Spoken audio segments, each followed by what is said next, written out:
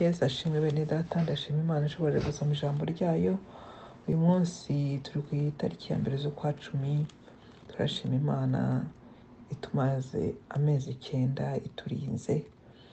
Amezi 9 afite icyo avuga kuko ni igihe umugore amara atwite hanyuma akabyara. Ndibaza ko hari icyo Imana irimo gukora mu bugingo bwacu nyuma y'aya mezi 9.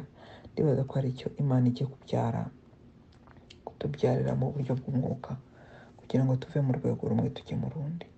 Uyu munsi twasomye muri Zakariya igice cya 11 na 12, Zaburi 126 na Luka igice cya 14. Muri Zakariya, yenda ufite umwanya yazareba, hari ahandi hantu nari nakunze havuga ukuntu Imana yari yarakariye ubwoko, noneho ikavuga ngo ngiye kubaha abashumba badashobotse. Usomye aho ngaho niho wamenya umushumba udashobotse, utari mu mwanya we, utarahamagawe ukameze. Ariko nagira ngo tuganire ku gice cya 14 kuva ku murongo wa 11 kugera ku wa 14. Haravuga ngo kuko umuntu wese wishyira hejuru azacishwa bugufi, kandi n'uwicisha bugufi azashyirwa hejuru. Kandi abwira uwamuraritse ati, nurarika abantu ngo musangire ku manywa cyangwa nijoro, ntukararike inshuti zawe cyangwa bene so cyangwa bene wanyu cyangwa abaturanyi b'abatunzi, batazakurarika nawe bakakwitura, ahubwo nurarika utumire abakene, ibirema, abacumbagira, impumyi, nibwo uzahirwa, kuko bo badafite ibyo kukwitura, ahubwo uziturwa abakiranutsi bazutse. Iki cyanditswe kirakomeye. Biragoye ko umuntu yenda umeze neza avuga ati yewe aho kugira ngo nkoreshe umunsi mukuru ntumire abantu duhuje ubutunzi bagenzi banjye, ahubwo reka ntumire abo bantu, ntumire abakene, ntumire impumyi. Abantu babikora ni bake cyane, sinzi niba hari n'abariho. Ni icyanditswe gikomeye cyane gushyira mu bikorwa, ariko icyo nabonye ushobora kubikora mu rwego rwawe. Yenda ni ushobora kuba utajya mu muhanda ngo ubwire yenda izo mpumyi, wakumva yenda bitakumereye neza, kumva yenda birahengamye, kumva yenda urwo rwego rwo mu mwuka nturarugezaho, nanjye ubivuga byangora. Ariko icyo nabonye, icyo nkundira Imana, ishaka ko dukora mu rwego rwacu. Wowe kora mu rwego rwawe.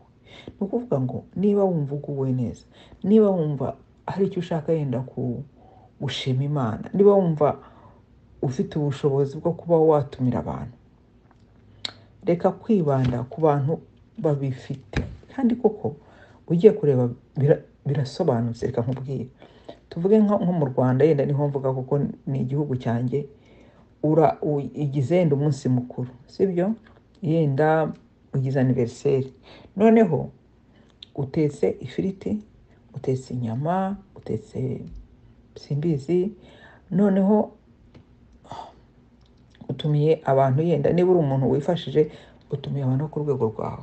Niba uri umuntu uri ku rwego rwo hejuru, hari urwego rwo hejuru abantu kurya n'amafiriti nabyo ari ikibazo, kuko baba bakora regime, baba bagomba kurya ibintu mbese bitarimo amavuta menshi, kutarya inyama, yenda bakarya inkoko. Nk'aba hano niko nguko bimeze.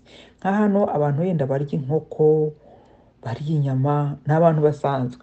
Ariko abantu bakomeye reka birira amafi, barya imboga, barya bya biryo ahubwo twebwe twita ko ari iby'abakene. Barya ibiryo organique, bya biryo nka kwa kundi wajya mu murima ugasarura imboga ukaziteka nka dodo cyangwa intoryi cyangwa iki. Ibyo nibyo abakire ba hano barya, kuko ngo biba ari organique, biba bitaragiyemo ya produits chimiques atuma ibintu bikura bikaba byinshi, ariko harimo ibintu bitari byiza bishobora kwangiza ubuzima bw'abantu. Ntabwo barya amavuta, barya make cyane, nayo barya huile d'olive nyine, amavuta y'umuzabibu. ariko nyine reba rero no mu Rwanda, tuvuge niba ufite ubushobozi ugatumira abantu badakeneye ibiryo byawe, kandi hari umuntu waraye asenga ngo Imana imufungurire umuryango abone icyo kurya, ngawumbwira nawe koko ubwo se niba ugiye ugatumira wa muntu waraye asenga avuga ngo Mana, niba ufite umuntu w'umuturanyi ukabona ko ashonje, none ukavuga utumva uyu munsi mukuru turateka yenda ibi biryo ariko pariti imwe turayishyira bariya baturanyi, ndakubwiza ukuri Imana yo mu ijuru irishima ikanezerwa, abamarayika bakanezerwa. Nubwo bavuga ngo tuzagororwa ngo tuziturwa abakiranutsi bazutse, ariko na hano mu isi barakugororera kuko nta kundi icyo kintu kitakora ku mutima w'Imana. Ngaho rero utumiye abantu bagiye kubirya noneho banabirya bakubwira bati njye ntabwo ndya amafiriti, bakubwira ati ese amavuta watekesheje ni bwoko ki ko ntakiva kurya amavuta abonetse, ese inyama, batabikeneye. Ubwo se aho ngaho urunguka iki? Kandi mara kubatumira nabo bakagutumira. Ntabwo bisobanura ko utabana n'abantu mureshya, mutakwinjoyinga, mutabaho neza, ariko ni ukuri aho ubishoboye igihe ugiye gukora icyo kintu cy'umbabariro gitekerezeho.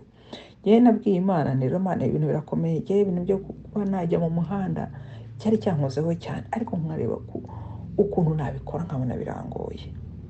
Noneho ndavuga ngo reka nkore ibyo nshoboye. Icyo gihe narendemo hari ukuntu umuntu ajya yubakisha nk'utuntu mu rugo, yenda ugahamagara nk'abafundi bagakora nk'ikintu. Icyo gihe ngira ngo bakoraga hanze, bari abafundi nka 4. Noneho ndavuga reka mpere kuri ibi byoroshye ndebe ko nabishobora.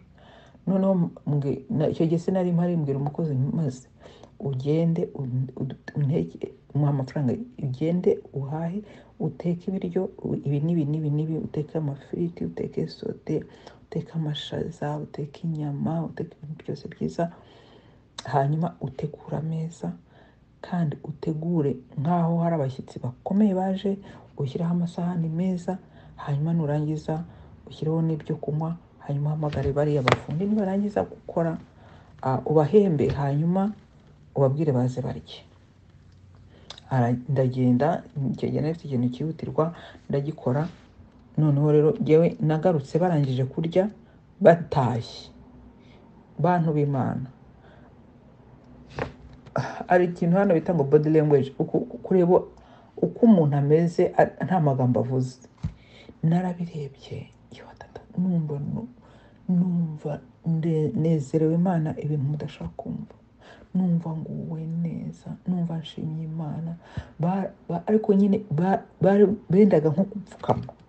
Mu by'ukuri bari abafundi, bari bitunze, n'abahembye, ariko ngiye gusa nashatse kuvuga ngo reka nkore iki kintu ndebe. Ndababwiza ukuri bendaga gupfukama. Kubera iki? Kubera umunezero hejuru yo kuba bariye yenda neza, ariko agaciro umuntu yabahaye. Ibyo bintu sinshobora kubyibagirwa.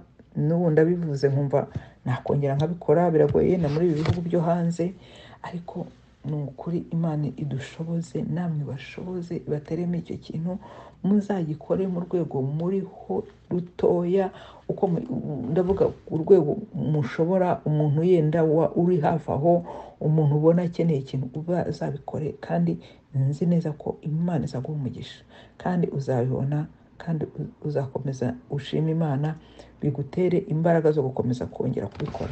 Yesu abaha umugisha.